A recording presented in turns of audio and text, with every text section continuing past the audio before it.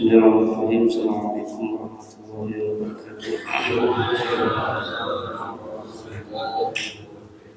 Alhamdulillah wassalatu wassalamu ala Rasulillah Sayyidina Muhammad bin Abdillah wa ala alihi wa sahbihi wa man wala wa la quwwata illa billahi al-aliyyil azim. Subhanaka la ilma lana illa ma 'allamtana innaka antal alimul hakim. Wa qala rabbi shrah li sadri wa yassir li amri wahlul 'uqdatam min lisani yafqahu qawli wa rabbi zidni ilman warzuqni fahman. Amin ya rabbal alamin. Alhamdulillah, kita syukur kepada Allah Subhanahu wa taala atas nikmat dan limpahan Allah Subhanahu wa taala pertama nikmatul Islam, nikmatul iman, nikmat sehat dan afiat. Salawat iring salam kita curahkan kepada junjungan kita Nabi besar Muhammad sallallahu alaihi wa alihi wasallam. Yang kita menjadi pengikut beliau sampai ke nanti akhir zaman, mendapat syafaat beliau, pertolongan beliau dan dimasukkan ke dalam surga bersama beliau. Amin ya rabbal alamin. Baiklah.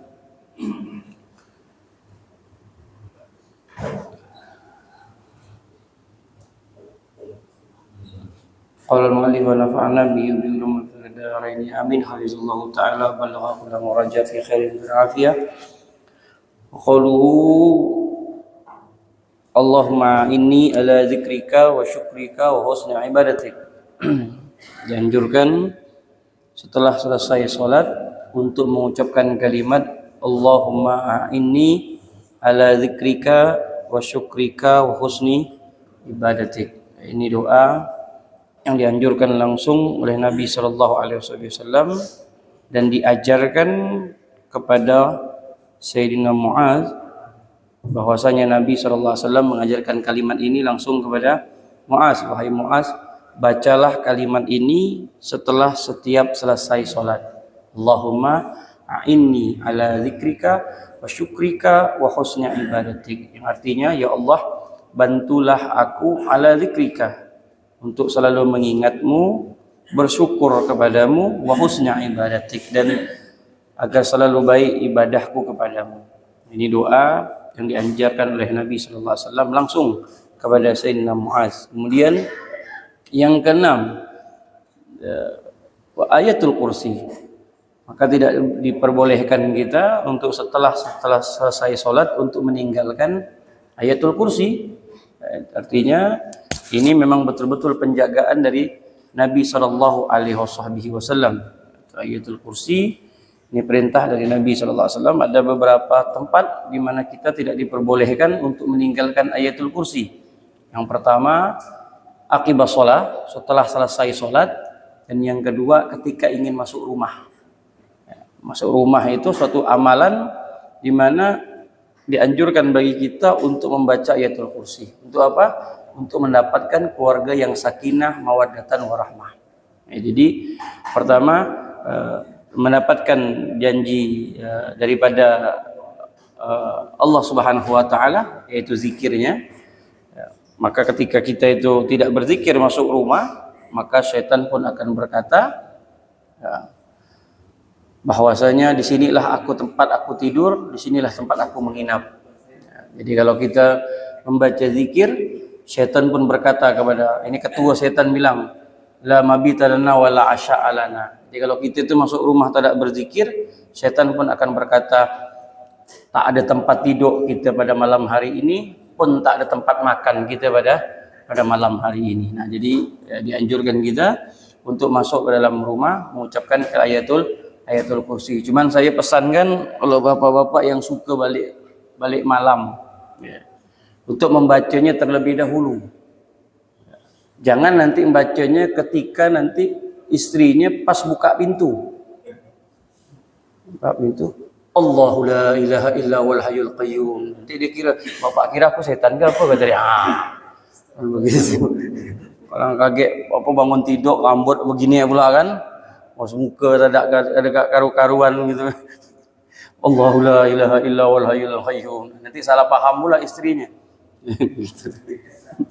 Dia kira kita hantu ke apa, katanya. Jadi ayatul kursi dibaca sebelum kita masuki memasuki rumah. Dan itu membawa rezeki, membawa ketenangan ketika kita membaca ayatul kursi. Kemudian amaliyah lagi dari Nabi Shallallahu Alaihi Wasallam yaitu membaca tasbih. Ya, Subhanallah, Alhamdulillah, Allahu Akbar. Ini anjuran betul dari Nabi Shallallahu Alaihi Wasallam dan tidak boleh ditinggalkan.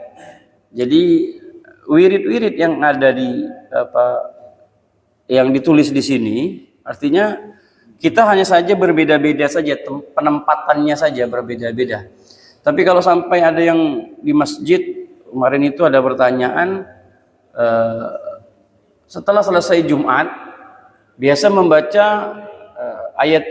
surat Fatihah 7 kali, Al-Ikhlas 7 kali. Cuman setelah itu langsung berdoa. Salah. Tidak boleh. Ya, artinya kalau dibilang misalkan boleh ya boleh saja, tidak dosa. Tapi dalam segi anjuran salah. Karena mengapa? Karena tasbih itu lebih kuat.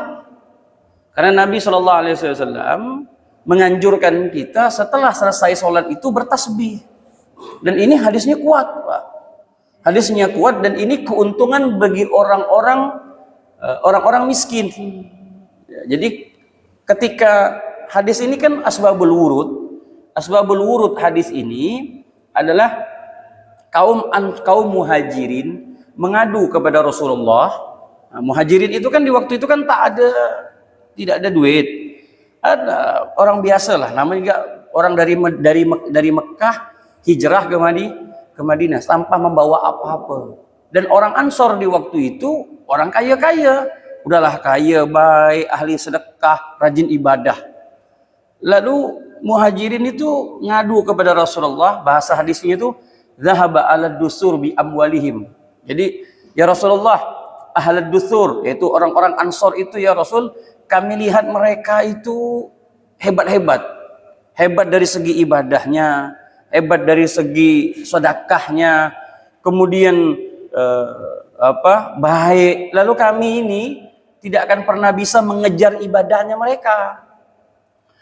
Lalu kata muhajirin mengatakan, ya Rasulullah, ajarkan kami satu amalan yang sekiranya kami mengamalkan, amalan itu kami bisa mengalahkan mereka. Lalu Nabi SAW mengatakan, wahai kaum muhajirin, bacalah setelah selesai sholat, tasbih 33 kali, kemudian tahmid 33 kali dan takbir 33 kali. Apabila kalian membaca itu, maka amal kalian akan mendahului mereka. Ya, dibacalah, diamalkanlah kalimat tersebut, tasbih tadi. Nah, tidak lama amalan itu didengar oleh orang-orang Ansor. Nah, didengar oleh orang Ansor, diamalkan juga. Diadukan lagi sama kaum muhajirin kepada Rasulullah, ya Rasulullah, amal kita telah diamalkan oleh orang-orang Ansor. Bagaimana kami bisa mengalahkan mereka? Ahli ibadah, kita ibadah, dia ibadah juga. Kita puasa, dia puasa juga. Kita sholat, dia sholat. Kita sedekah, justru dia lebih banyak lagi sedekahnya. Orang banyak duit kan? Nah, kita amalkan ini, dia pun mengamalkan juga. Lalu Rasulullah mengatakan, dzalika fadlullah yu'tihi may yasha. Kalau begitu wahai saudaraku, itu adalah anugerah Allah. Saya tak bisa bilang apa-apa. Jadi kalau ada orang yang kaya, kemudian adalah kaya, dekat dengan Allah, ahli sedekah, rajin ibadah, ambillah semuanya dah. Kan begitu. Yang payah ini udahlah miskin, tak berduit, tak sembahyang pula. Nah, ini yang berat ini. Nah, ini yang berat. Ya, jadi kata Rasulullah SAW, fadlullah itu keistimewaan yang Allah berikan kepada mereka. Jadi saya pun tidak bisa lagi. Jadi kalau udah ada orang kaya ahli ibadah, ya alhamdulillah, berarti itu anugerah dan tidak semuanya juga yang Allah Subhanahu wa taala berikan seperti itu. Dan kaum Ansor getol juga ibadahnya. Ya, udahlah baik. Kan kaum Ansor itu betul-betul baik. Bahkan di waktu para sahabat-sahabat itu datang, ya, mereka yang mempunyai istri itu ditawarkan. kepada muhajirin itu, dia katakan, aku punya istri 3. Kau pilih yang mana, kata dia. Bayangkan, kalau kau mau itu, aku lepaskan. Tunggu nanti selesai, engkau nikahkan. Aku nikahkan engkau dengannya. Oh, balak tuh. Jadi memang betul-betul baik. Kaum Ansor itu hebat. Jiwanya itu, jiwa dermawannya, jiwa apa semuanya tuh ada pada kaum Ansor. Makanya di waktu Nabi SAW, ini cerita sedikit tentang Ansor, kebaikan orang Ansor. Rasulullah SAW itu banyak bawa harta, pergi ke Mekah. Waktu di Mekah, Nabi SAW bagi-bagikan harta itu kepada orang ahli Mekah. Karena Nabi kan orang Mekah asli. Ya, kayak kita balik kampung kan. Nabi bagikan harta itu. Lalu ada orang Madinah bilang, Rasulullah kayaknya sama kita ni tidak kayak gini lah di Madinah. Tidak sebaik ini. Kok baik betul. Apa namanya tuh habis-habisan. Lalu mereka bilang, ya Rasulullah, engkau baik betul ya Rasulullah dengan mereka ya Rasulullah. Lalu kata Nabi SAW, wahai sahabatku, mereka ini saudara kita semuanya dan mereka tidak selalu bersamaku, kata Rasulullah. Aku datang ke sini ya bisa setahun sekali, tidak setahun sekali aku datang ke sini. Karena Nabi kan lama tidak datang kan. Setelah peristiwa Nabi SAW hijrah itu, Fathu Mekah nanti baru Nabi SAW pembebasan kota Mekah nanti. Lalu Rasulullah kasih 2 pilihan. Wahai kaum Ansor, mana yang kau pilih? Aku bersamamu di Madinah atau kau pilih harta? Wow, dengar macam begitu, kaum Ansor tadi mengatakan, ya Rasulullah, kami tidak perlu harta. Yang kami perlukan engkau bersama kami saja. Ayo engkau balik lagi sama kami ya Rasulullah. Jadi Rasulullah katakan, kau mau harta atau mau aku, kata Rasulullah. Enggak ya Rasulullah, aku mau engkau ya Rasulullah. Aku mau dirimu, bukan harta yang kami kejar. Nah, makanya Nabi SAW sampai meninggal pun di kota Madinah. Karena di waktu itu kan Fathu Mekah, artinya Mekah itu sudah berada di kekuasaan Nabi Muhammad SAW. Jadi kalau Nabi waktu itu pengen pindah ke Mekah pun udah tidak ada intimidasi lagi, udah tidak ada halangan lagi bagi Nabi SAW. Mudah saja bagi Rasulullah untuk pindah lagi balik kampung. Tapi karena kaum Ansor itu cinta sama Rasulullah, tidak diberikan celah itu untuk Nabi SAW. Nah, kembali lagi ke materi kita. Jadi setelah selesai sholat, dia tanya, Pak Habib, bagaimana itu? Jadi setelah dia mengucapkan Fatihah 7 kali, Qul a'udzu birabbil falaq, Qul a'udzu birabbin nas, Al-Ikhlas 7 kali, langsung baca doa. Apakah itu sudah betul? Kita harus jawab. Artinya tetap zikir itu dianjurkan, tapi zikir yang warid tidak boleh ditinggalkan. Ini kan warid ini kan warid. Artinya betul-betul nas dari Nabi SAW. Kadang-kadang kan kita di beberapa masjid itu kan zikirnya itu berbeda-beda. Ada tambahan, tidak jadi masalah. Tapi yang masyru', yang dianjurkan itu jangan ditinggalkan. Misalkan gimana lah, ada misalkan ada lagi tambahan, misalkan ilahi lastulil, kan ada tuh firdaus, enggak apa-apa, enggak jadi masalah. Tapi zikir masyru' ini harus dikerjakan dulu. Apa yang dikerjakan oleh Nabi setelah selesai sholat, ayo apa? Nah, sesuai dengan nasnya baginda Nabi SAW. Kalau itu kan nanti kan babnya kan bab tarekat. Ya, artinya orang yang belajar tarekat, orang yang belajar tasawuf, dia menggabungkan setelah selesai sholat. Artinya kalau memang dikatakan apakah boleh? Ya boleh-boleh saja. Tapi ingat, jangan sampai meninggalkan zikir-zikir yang masyru'. Nah, kemudian 33 kali berarti 99. Ini pernah saya bahas kemarin di At-Taqwa sama juga. Bahkan ini pernah ditanyakan oleh Syekh Albani tentang zikir ini. Dikatakan, ya Syekh, bagaimana menurut engkau tentang zikir tasbih 33 kali ini? Lalu Syekh Albani mengatakan, iya, betul. Tapi saya banyak lihat orang itu tidak jelas membaca zikirnya. Katakan alhamdulillah, hamlah hamlah hamlah hamlah hamlah hamlah hamlah hamlah hamlah hamlah bar bar bar bar bar bar bar bar bar kata dia. Saking cepatnya tadi itu. Ini tidak ada asarnya zikir seperti ini nih. Ya, asar zikir itu tidak ada. Jadi alhamdulillah, katakan alhamdulillah. Allah bangga ketika seorang hambanya itu mengucapkan alhamdulillah. Tidak ada kalimat yang paling afdal kecuali alhamdulillah. Bahkan nanti di yaumil qiyamah ada satu kelompok manusia di mana Allah akan panggil. Siapa kelompok itu? Kelompok itu adalah kelompok orang yang selalu mengucapkan kalimat alhamdulillah. Nah, ini kan kita kan bersyukur kepada Allah. Alhamdulillah, alhamdulillah, alhamdulillah. Nah, ini kelompok-kelompok ini akan didatangkan oleh Allah Subhanahu wa taala. Kemudian lalu Syekh Albani mengatakan zikir tetap itu adalah zikir yang diajarkan oleh baginda Nabi sallallahu alaihi wasallam, akan tetapi suarakan sedikit kata beliau. Agar didengar zikirmu tadi. Jadi Syekh Albani sendiri kalau menurut saya dari beberapa fatwa-fatwa beliau, justru beliau sendiri lebih senang dengan zikir yang bersuara. Kalau dilihat, artinya tidak kencang-kencang, akan tetapi ada suaranya. Karena berzikir itu ya agar dilihat oleh orang kalau kita itu, oh ini berzikir loh gitu. Kalau kita diam nih kan,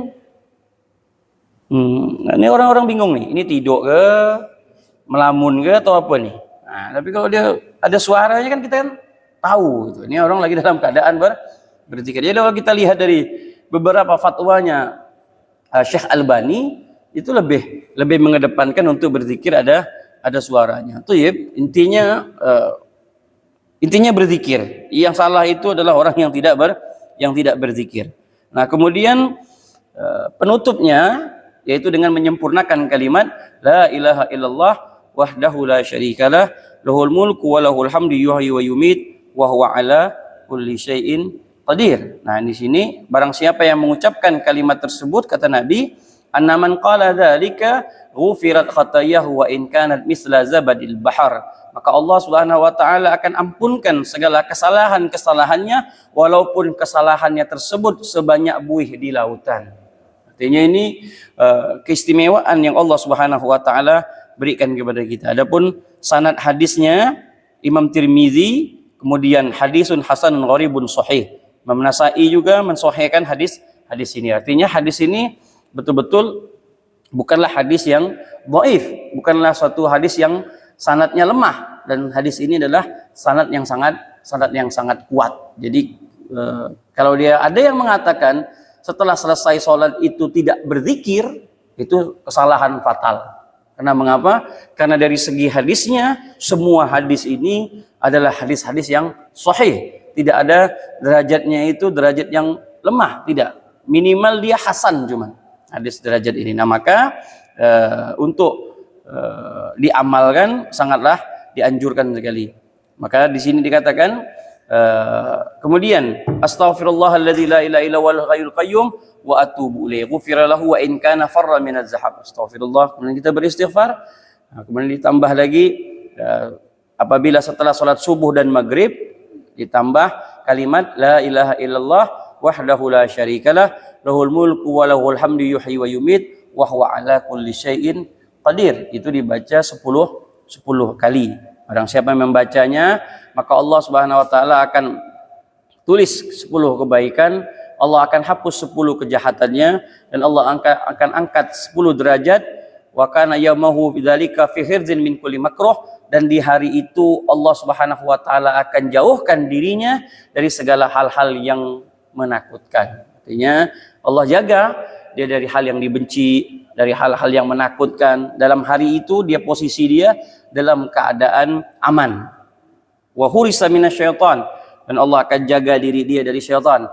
Wa lam yanbaghi li dzanbin an yudrikahu fi dzalikal yaum illa syirku billah. Bahkan orang-orang yang mengamalkan ini tidak akan sulit dia untuk berbuat dosa. Sulit dia untuk artinya ketika dia ingin berbuat dosa itu Allah jaga dia. Allah jaga. Tidak sampai dia ingin berbuat dosa. Kemudian qaulu ba'da salati subuh wal maghrib, Allahumma ajirni minan nar. Nah, ditambah juga dengan kalimat Allahumma ajirni dan nar, Allahumma ajirni dan nar Allah, atau imam merubah dhamirnya menjadi kalimat Allahumma ajirna minan nar. Makanya kalau jadi imam membaca doa, enggak imam, intinya yang membaca doa, rubahlah kalimat dhamirnya. Jangan pelit. Makanya kalau misalkan gini, imam baca, yang baca doa begini, Allahumma inni as'alukal jannata wa a'udzubika min sakhatika wan nar. Itu pelit itu. Kalau orang yang tahu bahasa Arab dia pelit. Mengapa? Dia tidak ngikutkan kita. Dia hanya berdoa untuk dia. Ya Allah, artinya kan begini. Ya Allah, aku minta kepadamu, ya Allah, aku minta surgamu dan aku minta perlindunganmu. Kita amin. Kita ngaminkan dia ya. Jadi sama juga kalau orang yang baca kunut, Allahumma hadini fi man hadait wa afini fi, ini imam pelit ini. Imam pelit ini, kedekut ini. Doa pun tak ada mau berbagi ini. Kan dia kan minta doa cuma untuk dia aja. Ya Allah, tunjukkanlah aku hidayahmu ya Allah. Wa afini fi man afait, sehatkanlah aku ya Allah. Aku. Nah, saya aja. Seharusnya dia rubah dengan kalimat Allahumma hadina fi man hadait. Ya Allah, tunjukkanlah kami hidayahmu. Nah, jadi kita itu terkadang kalau yang paham bahasa Arab, kalau kena imam macam gini ini kadang-kadang malas nak ngaminkannya. Pelit. Tak ngajak-ngajak ini dia ya ini kata. Allahumma inni as'aluka. Allahumma inni kalau baca doa selamat kan? Allahumma inni as'aluka salamatan fid din wa afatan fil jasad wa ziyadatan fil ilmi. Pakai a. Kalau udah pakai alif itu atau ni itu berarti pelit itu imam. Yang baca doa apa? Pelit. Berarti untukku saja, tidak untuk kami. Nah, jadi dia tak mau bagi-bagi dia. Atau memang dia pengen seorang ya, tak doakan gitu aja dia. Atau memang dia tidak tahu. Nah, itu ya. Kalau tidak tahu ya silahkan saja, tidak jadi masalah. Tapi kan harus belajar dan harus mengerti apa yang kita baca. Kecuali memang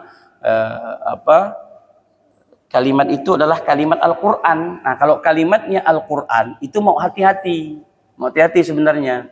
Kan banyak di dalam doa itu ada Al-Quran.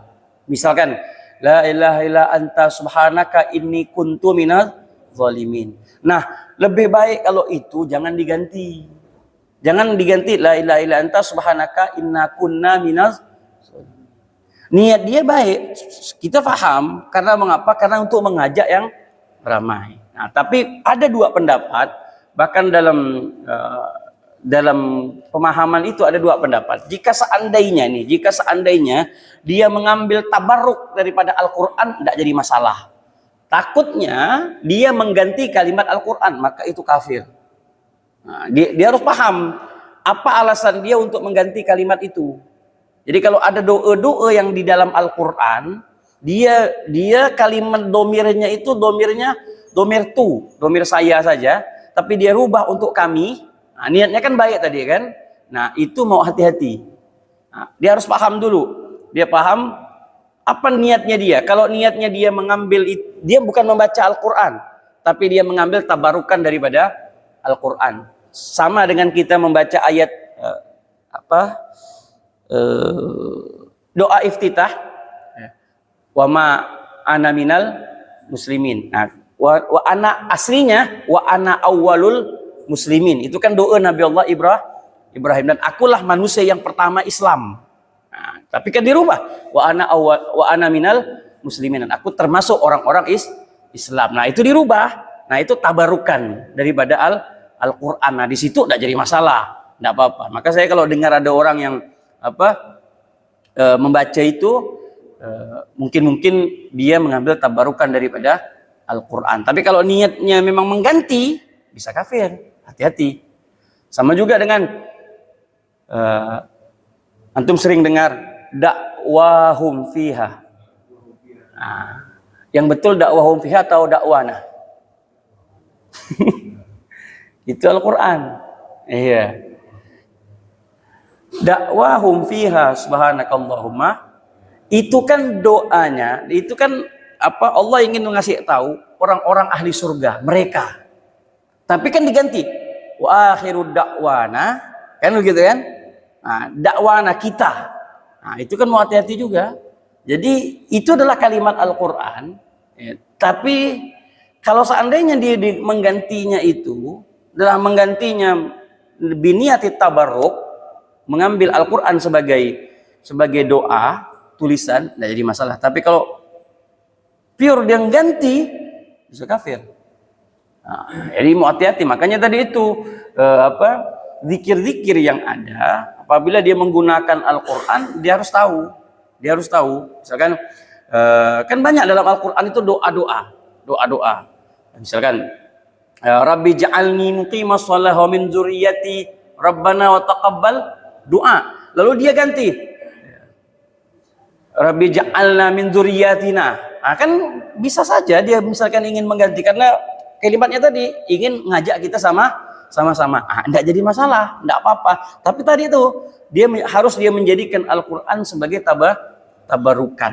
Tapi kalau dia pure mengganti, dhamir itu dia ganti, enggak boleh. Itu Al-Qur'an. Nah, tapi kalau dijadikan Al-Qur'an sebagai zikirnya saja, enggak jadi masalah. Ya bisa dipahami ya. Jadi hati-hati menggantinya tadi. Tapi kalau misalkan tidak mau, ada yang para ustadz itu tidak mau mengganti. Ya, memang itu doanya Nabi Allah Ibrahim kan, meminta kepada keluarga. Nah, jadi kita minta mengambil asli daripada doa daripada Al-Qur'an, karena tingkatan doa yang paling afdol itu kan doa yang Al-Qur'an dulu. Misalkan kita berdoa ini, ambillah kutipan-kutipan Al-Qur'an. Setelah kutipan Al-Qur'an baru kutipan hadis. Setelah kutipan hadis baru kutipan para ulama. Itu fase-fase doa. Sebenarnya di dalam Al-Qur'an itu kan banyak, seperti Rabbana hablana min azwajina wa dzurriyyatina. Kan itu kan doa-doa dari Al-Qur'an. Itu lebih afdol kita mengambil dari Al-Qur'an dulu, kumpulan daripada Al-Qur'an diambil. Kemudian Rabbana ighfir lana wa li ikhwanina alladzina sabaquna bil iman. Apalagi Rabbana la tuzigh qulubana ba'da idh hadaitana. Itu kan doa-doa Al-Qur'an. Nah, setelah doa Al-Qur'an baru doa hadis, setelah hadis baru ucapan para kutipan-kutipan daripada para ulama. Seharusnya seperti itu tingkatan. Jadi kita enggak berdoa itu enggak semau hati kita, enggak sembarangan. Ya. Karena ada orang tidak mau ngaminkan doa loh. Alasannya saya tanya ngapa? Doa pasti dia lari. Kalau kita doa nih, imam doa nih, dia enggak mau. Dia bilang apa? Enggak kata dia. Apa yang dia minta sama kita beda kata dia. Kita minta lain, dia minta lain kata dia. Degil-degil juga nih orang nih kata saya. Dia enggak mau dia. Dia tidak mau mengaminkan doa orang tersebut. Tapi memang dianjurkan doa itu sebenarnya masing-masing loh sebenarnya. Makanya di tempat saya belajar sana di Yaman, itu pas doa kita punya guru hanya memberikan isyarat aja. Allahumma sholli ala Muhammad. Lalu kita doa sama-sama. Doa sendiri-sendiri. Walhamdulillahirabbil alamin. Gitu nanti. Jadi tidak seperti kita sini. Adat kita kan ada satu yang membaca. Nah, kan gitu. Sebenarnya tidak apa-apa, dua-duanya sama, boleh-boleh saja. Kemudian la ilaha illallah Muhammadur Rasulullah fi kulli lamhatin wa nafasin adadama wasyahu ilmullah. Ini juga dibaca asyhadu an la ilaha illa wahdahu la syarika la ilahan wahidan rabban syahidan wa nahnu lahu muslimun. Ini dibaca 7 kali untuk maghrib. Maghrib itu memang zikirnya agak sedikit panjang. Maghrib dan subuh memang banyak tambahan di dalam berzikir. Kalau zuhur, asar itu tidak panjang, dia lebih pendek. Zikirnya lebih pendek. Tapi kalau maghrib dan subuh itu lebih panjang. Kemudian doa ba'da kulli shalah wa raf'ul yadain wa mashul wajhi bihima ba'da walhamdulillah wassalatu ala nabi fi awwalihi wa akhirih. Kemudian doa setelah selesai salat dengan mengangkat tangan dan mengusap wajah. Artinya hal ini dianjurkan oleh Nabi Shallallahu Alaihi Wasallam untuk kita berdoa setelah setiap selesai sholat dengan mengangkat tangan, kemudian pemasul wajah dan mengusap wajah setelah berdoa, kemudian mengucapkan kalimat alhamdulillahirabbil alamin. Al-muqbisalah hatta yaqumal imam. Kemudian tidaklah kita itu berdiri kecuali imam dulu yang berdiri. Sunnahnya seperti itu. Jadi kita sebagai makmum itu jangan lari dulu sebelum imam berdiri. Seharusnya seperti itu. Al-insyiraf ila jihati hajatihi wa illa fa an yaminihi. Jadi bubar keluar dari masjid itu mengambil sebelah kanan. Sebelah kanan masjid, sebelah kanan kita. Ya, kalau bisa, tapi kalau hajatnya misalkan sendal antum di sebelah kiri, ya jangan ke kanan, nanti mutar lagi. Tapi kalau misalkan posisinya pas sebelah kanan, ya sunnahnya memang sebelah kanan. Ya, jadi kalau kita antum pas nih, langsung ke sini memang pintunya ya. Tidak ada pintu sini kan. Nah, di sini lah pas sudah. Ya, karena sebelah kanan kita. Kalau kita seperti ini kan berarti dia sebelah kanan. Nah, berarti dia pas. Nah, kalau misalkan pintunya ada dua, ada kiri ada kanan. Sendal antum di sana, di kiri. Wah, kata Ustadz, sunnahnya kanan. Kalau antum ke kanan, mutar lagi ke sini. Nah, jangan, itu nyusahkan namanya. Ya. Fa'an hajatin. Kalau ada hajat, dikedepankan hajatnya daripada pintu sebelah kanan. Nah, tapi kalau misalkan sudah dipersiapkan sendalnya memang diletakkan di sebelah kanan, itu lebih afdal. Ya, intinya ini hanya sunnah saja untuk keluar ngambil pintu yang di sebelah kanan. Wallahu a'lam bishawab. Banyak sekali ini kalau ingin dibaca, biar panjang pertanyaannya. Silakan. Assalamualaikum warahmatullahi wabarakatuh. Assalamualaikum. Ada beberapa pertanyaan Pak Ustaz. Mungkin ini kita nggak bisa dikabulkannya Pak Ustaz. Ada beberapa Ustaz yang mengatakan bahwa di yang abdul itu tidak dengan tasbih dan takbir tidak. Tapi menurut hadis riwayat Muslim itu mengatakan depan. Sedangkan hadis ini mengatakan 100. Bagaimana pada Ustaz mengenai yang berbeda? Apakah kita baca semua tidak sebesar itu abdul semua atau ada yang lain? Yang kedua Ustaz, apakah Nabi Muhammad pernah menggunakan tasbih pada saat pada sholat? Namun pandangan manusia itu berbeda itu Assalamualaikum warahmatullahi wabarakatuh. Baik. Iya betul.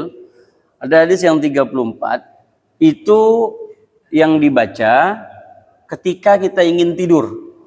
Itu zikir yang sama, tapi ketika tidur dia 34. Itu ketika Nabi Shallallahu Alaihi Wasallam mengajarkan kepada Sayyidatuna Fatimah Zahra.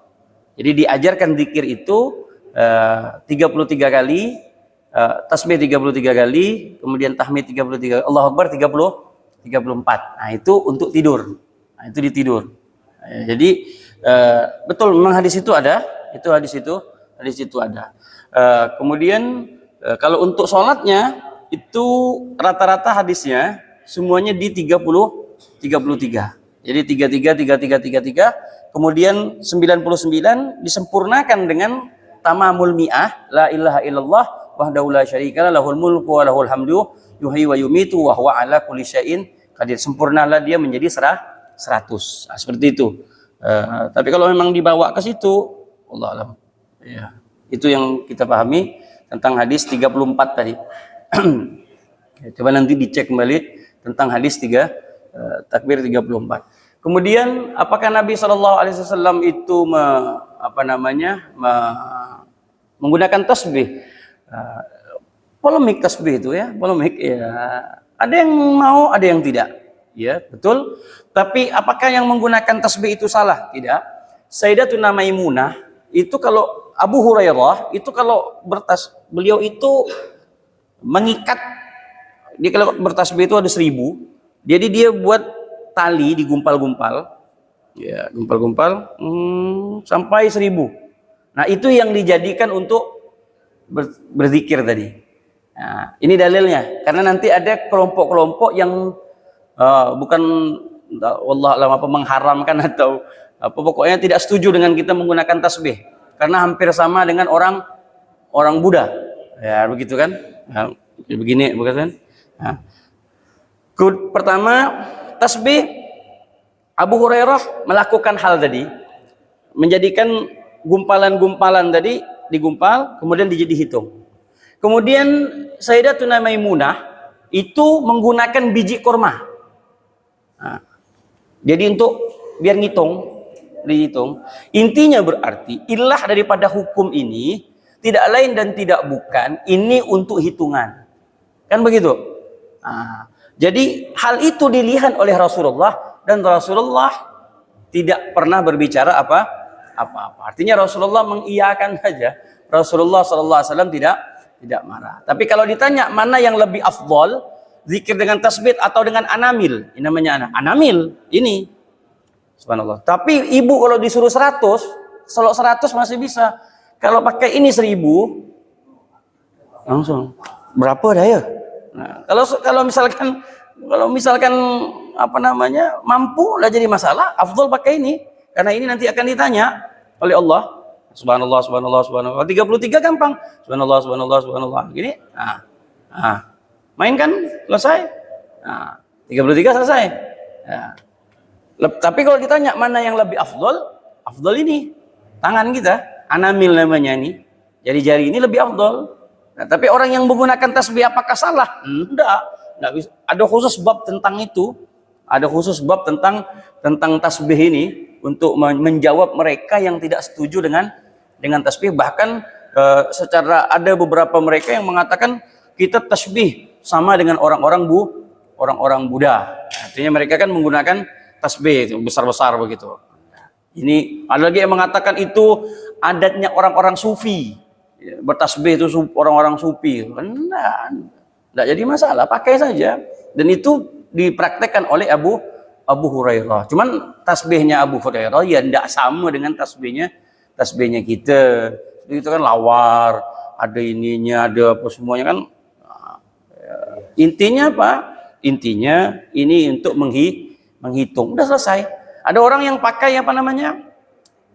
Elektrik ya. Gitu. Udah. Enggak boleh. Oh, tak boleh itu untuk apa? Itu kan untuk ngitung kayu itu kata. Untuk ngitung kayu. Intinya ya ada kayak kalau pramugari itu kan biasa itu kan ngitung apa? Penumpang begini selesai. Intinya untuk menghitung. Karena ada nanti zikir-zikir yang memang enggak boleh, Bu. Kita itu lebihkan zikir itu. Nah, nanti kalau ada dalam ilmu apa? Dalam kitab Al-Qirtos karangan Al-Habib Habib Umar bin Abdurrahman Al-Attas.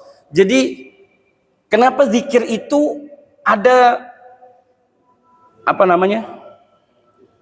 Ada hitungannya. Kenapa kita tidak boleh lewatkan hitungan itu? Iya, karena zikir itu seperti kunci. Anak kunci itu kan tidak sama. Ada yang besar, ada kecil, ada panjang lagi begini. Nah, kalau ibu bapak besarkan yang kecil tidak terbuka pintu itu. Makanya ketika nanti ibu semuanya itu dapat zikir dari guru, dari kiai atau apa, kiainya bilang baca ini 129 kali. Udah jangan tambah. Aku tak mau, aku mah atos, ndak aku 129, aku kuat kata dia. Tak terbuka. Harus bacanya memang 129. Jangan dikurang, jangan dilebih. Enggak boleh. Nah, itu dalam ilmu bertarekat nanti. Mengapa? Karena kita ingin membuka kunci tadi itu. Ini guru kita ini ngasih kuncinya nih. Oh, ini loh kuncinya. Nah, udah. Baca segini, la ilaha illallahnya 50. Tasbihnya 4 kali misalkan. Kemudian ininya 3 kali. Salawatnya 11 kali. Jangan ditambah. Nak tambah ya Allah. Salawatnya 100. La ilaha illallahnya 1000. Nggak bisa. Nanti kalau mau nambah itu beda lagi ceritanya. Tapi kalau dalam zikir jangan ditambah.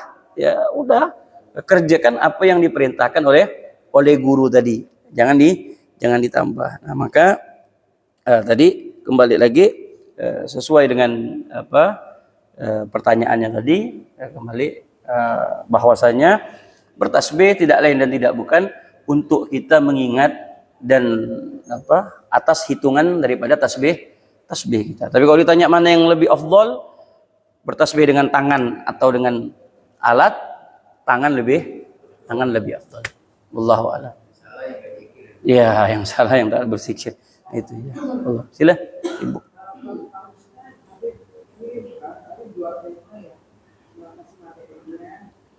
Saya mau bertanya tentang penamaan bayi untuk bayi perempuan tentang nama Zahra. Ada yang berpendapat bahwa nama itu adalah sesuatu yang indah. Tapi saya juga baca Zahra itu tidak pernah mens. Ya. Mohon penjelasan. Az-Zahra. Ya. Az-Zahra itu adalah kalau bahasa kita Az-Zahra ya. Itu adalah nama daripada nama putrinya baginda Rasulullah SAW yang bernama Fatimatu Az-Zahra. Nah, kenapa dikatakan Az-Zahra itu artinya yang berbunga-bunga. Artinya yang berbunga-bunga, maka Zahra. Kenapa tadi ada yang mengatakan yang tidak pernah mens? Iya, karena Sayyidah Fatimatu Zahra adalah salah satu seorang wanita yang tidak pernah menstruasi. Hebat. Nah, jadi maka digelar dengan Al-Batul. Ya, Al-Batul itu tabattal. Jadi Sayyidah Fatimah itu wanita yang tidak pernah menstruasi. Kebanyakan wanita apabila tidak menstruasi, dia penyakit. Sakit dia dan tidak bisa hamil. Nah, tapi ini berbeda. Ini keistimewaan yang Allah Subhanahu wa taala berikan kepada putrinya Rasulullah yang satu ini. Sayyidah Fatimah ini kenapa tidak menstruasi? Ya tadi itu, karena Allah ingin membersihkan daripada Sayyidatina Fatimah. Jadi bukan penyakit, tidak. Tapi kalau pada umumnya wanita apabila tidak menstruasi dia penyakit. Mengapa? Karena itu adalah darah kotor yang harus keluar, tidak boleh tidak. Ya. Bahkan kalau dalam ilmu fikih, kalau kita tuh meminang seorang wanita, ketika ditanya dia itu tidak pernah mens, itu adalah suatu aib, celah. Oh, ini tak bisa dinikahi, ini bahaya. Apabila nanti setelah menikah, kemudian dia cerita, aku tak pernah mens, itu bisa fasakh nanti, bisa lepas nikah tersebut. Karena mengapa? Itu termasuk aib. Nah, itu termasuk aib. Jadi kalau seandainya tadi laki-laki itu suaminya tadi ingin melepas dia, hakim mengiyakan. Mengapa? Karena itu termasuk aib. Nah, bagi Sayyidatuna Fatimah, kembali lagi kepada Az-Zahra tadi, bagi Sayyidatuna Fatimah tu Az-Zahra itu adalah suatu keistimewaan. Nah, kembali lagi Az-Zahra itu artinya adalah yang berbunga-bunga. Wallahu a'lam bishawab. Assalamualaikum warahmatullahi wabarakatuh.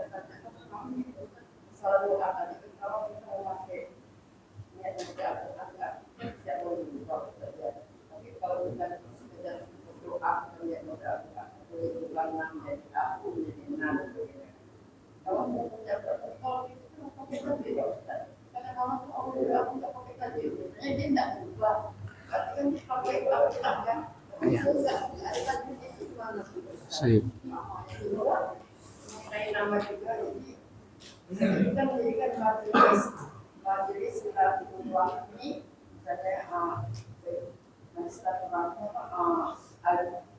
al-hijrah, apakah dilakukan dengan majelis ukhuwah al-hijrah? Saya nggak paham kalau ukhuwah atau Islami. Ukhuwah. Selamat. Jadi ya, intinya kalau dia menggunakan Al-Quran, ya, bacaan Al-Quran itu kan Ibu banyak cara. Ada yang namanya dia itu hadar. Hadar itu dia tidak harus nampak tajwidnya. Dia dibaca cepat, cuman dia tidak terlalu seperti dia baca doa misalkan Rabbana atina fid dunya hasanah wa fil akhirati. Jadi dia tidak harus Rabbana atina fid dunya hasanah wa fil akhirati hasanah wa qina adzabannar. Ini tak bisa ini. ditinggalkan orang gitu doa macam gini. Jadi kembali lagi, ambil yang hadar. Hadar itu bacaan dia tawassut, dia tidak lambat dan juga dia tidak terlalu cepat. Jadi Rabbana atina fid dunya hasanah wa fil akhirati hasanah wa qina adzabannar. Rabbana ighfir lana wa li ikhwanina alladzina sabaquna bil iman. Jadi dia ngambil panjang pendeknya, panjang tapi tidak terlalu panjang-panjang betul. Itu namanya hadar nanti. Jadi tidak jadi masalah. Boleh-boleh saja. Kemudian yang kedua, nama majelis ukhuwah silaturahim.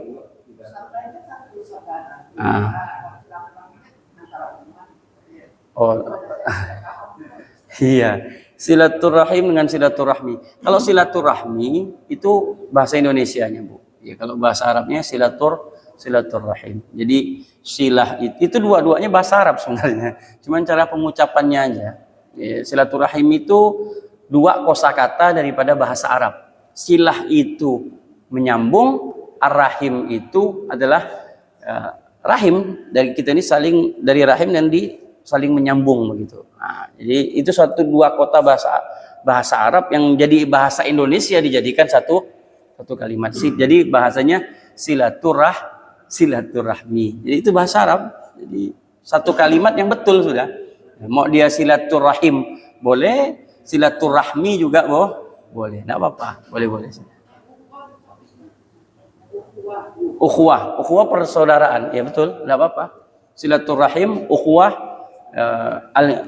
al-hijrah misalnya tadi ya.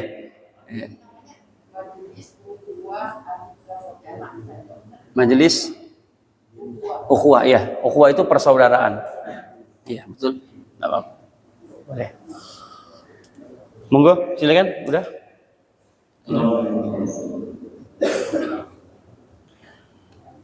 Di dalam diri kita bisa saya selalu mendengar samping saya berikan sholat iman itu tetap diikuti oleh iman dalam diri. Cuma dalam pelaksanaan oleh makmum itu iman. Ada kalanya bacaannya itu keras, ada yang sedang, dan ada juga tambahan-tambahan imam yang dibuat daripada teknik oleh makmum dibuatkan imam, dan ada juga yang mendahului imam. Selagi dia membaca tetap begitu. Dalam hal tersebut itu jika ini kan sunnah. Sedangkan sholat itu wajib. Kalau makmum mengikuti imam itu saya rasa tidak betul. Tapi dalam hal sunnah ini, maka makmum dalam hal itu ini bukan salah, bisa mengikuti, juga bisa mendahului, atau bisa tidak sama sekali tidak mengikuti. Apakah termasuk baik atau kurang baik dalam kasus ini? Lalu yang kedua, Ustaz, masalah doa. Doa yang lupa Ustaz.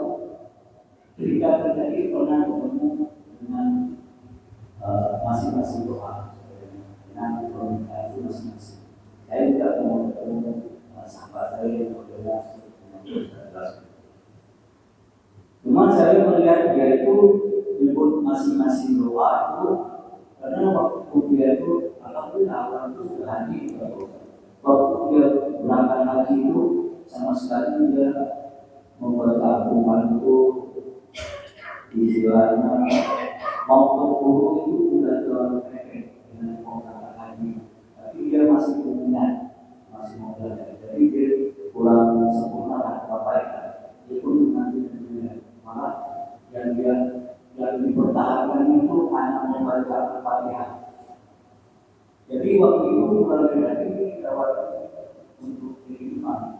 Tapi karena beliau ini kalau dia tidak bisa kan tidak enggak, karena setiap orang berangkat hari ini persyaratan itu sampai tidak melakukan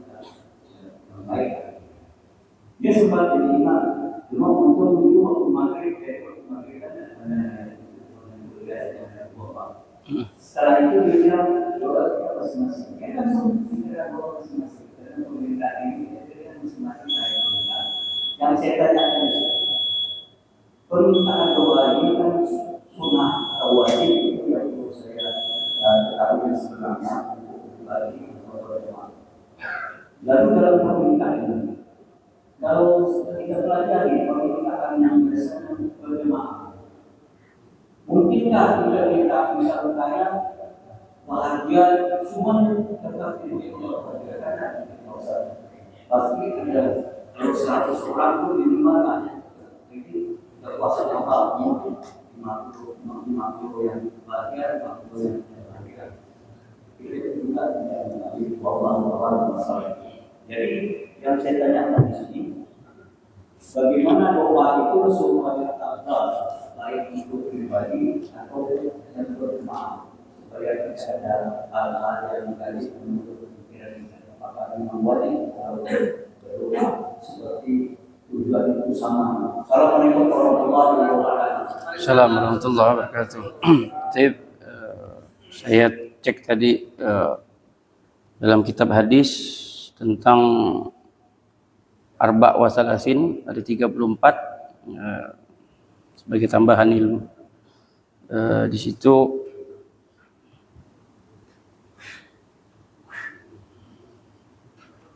berapa riwayat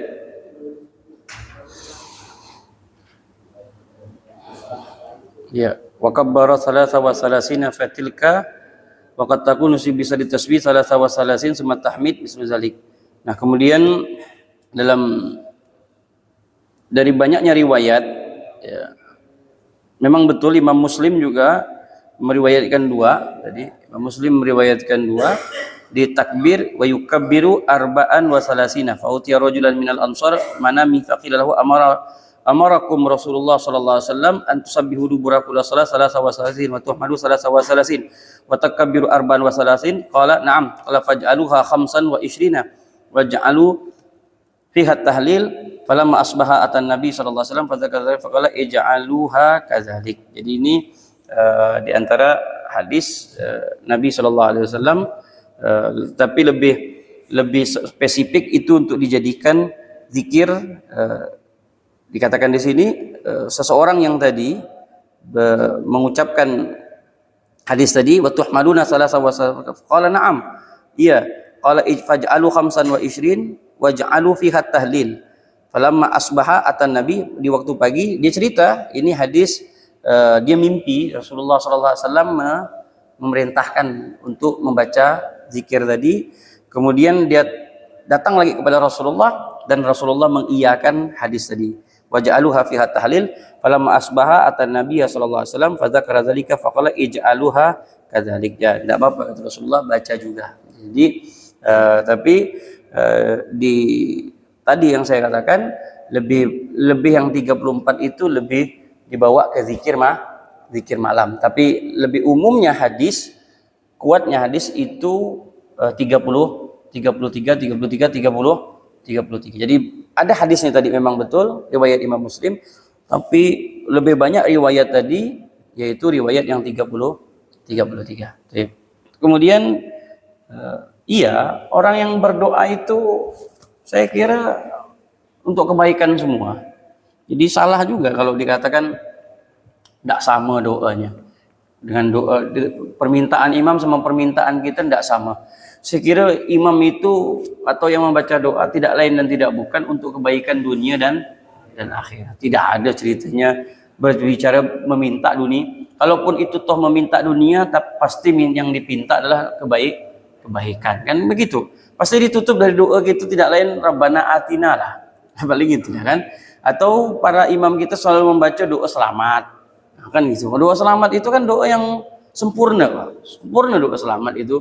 Jadi minta keselamatan dunia, minta selamat akidah, minta sehat afiat, kemudian minta tambahkan ilmu, minta berkahkan rezeki, ditutup oleh Allah nanti sakaratul maut dalam keadaan la ilaha illallah, minta pengampunan dari hisab, minta diringankan hisabnya, kemudian minta masukkan surga, minta kelak nanti mata ini bisa memandang zatnya Allah. Tidak ada hal yang yang aneh-aneh nih, kecuali dia bilang ya Allah, Innova ya Allah. Nah itu ya.